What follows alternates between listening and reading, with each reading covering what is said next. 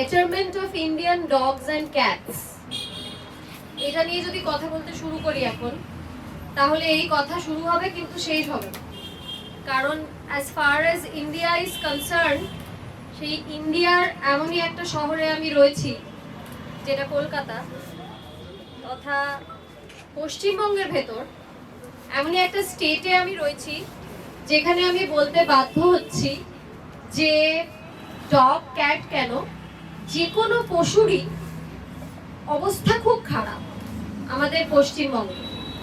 খুবই সীমিত লোকজন আছেন যারা পশুদের নিয়ে ভাবেন।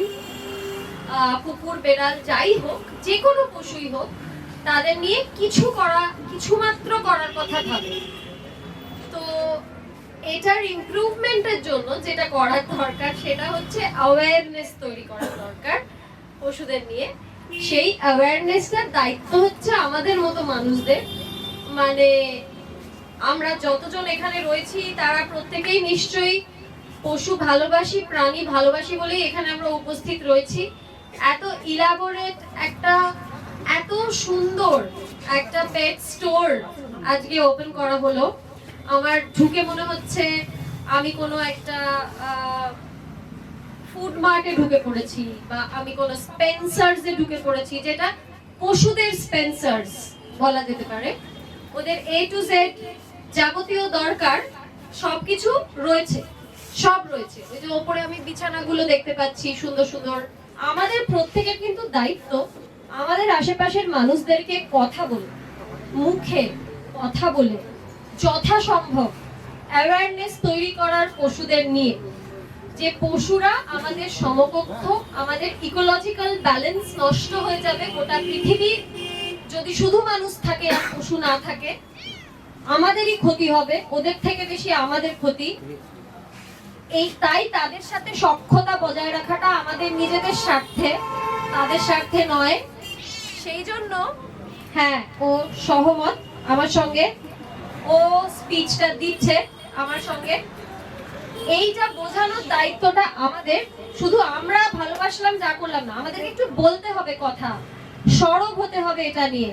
আর হচ্ছে টর্চার, অ্যানিমাল ক্রুয়েলটি এত মারাত্মক বেড়ে গেছে শহরে এবং গোটা পশ্চিমবঙ্গে, সেটা নিয়েও আমাদের একটু কঠোর হতে হবে।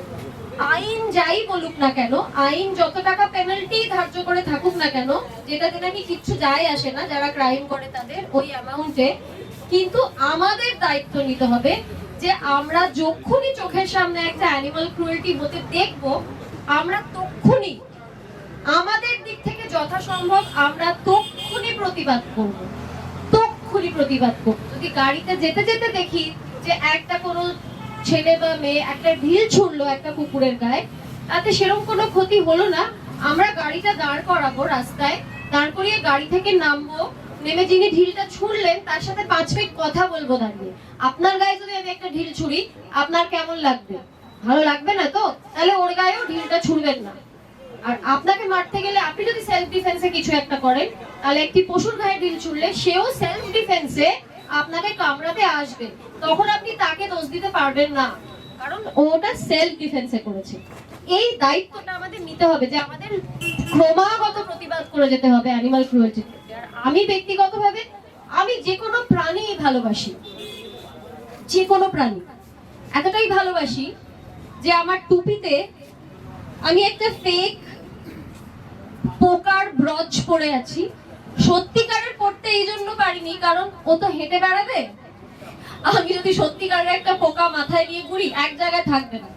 কিন্তু আমি এতটাই ভালোবাসি যে এটা রয়েছে আমার বাড়িতে। আমি পেস্ট কন্ট্রোল করাই না, আমি বাড়িটা এমন ভাবে রাখার চেষ্টা করি যাতে পেস্টে তো ক্ষতিও হয়, আবার আমার বাচ্চারা যারা রয়েছে তাদের গায়ে যদি পোকা হয় তাহলে তাদের শারীরিক ক্ষতি হবে, টিক ফিভার হবে। তাই টিক বাড়িতে হলে আমার পেস্ট কন্ট্রোল তো করতে হবে। আমি রাখারই চেষ্টা করি বাড়িটা এমন ভাবে যে টিকটা হয়ই না যাতে বাড়িতে। আমরা যদি একটা বেসিক ক্লিনলিনেস বজায় রাখি তাহলে আমাদের বাড়িতে টিক হবে না, আমাদের বাড়িতে পেস্ট হবে না। আমাদেরই দোষে আমাদের বাড়িতে পেস্ট হয়, তারপর আমরা পেস্ট কন্ট্রোল করে তাদেরকে মারি। কিন্তু ঘটনাটা এইটা যে সাইজটা এইটুকু হয়ে গেল বলে তাদের প্রাণের দাম কিন্তু কম।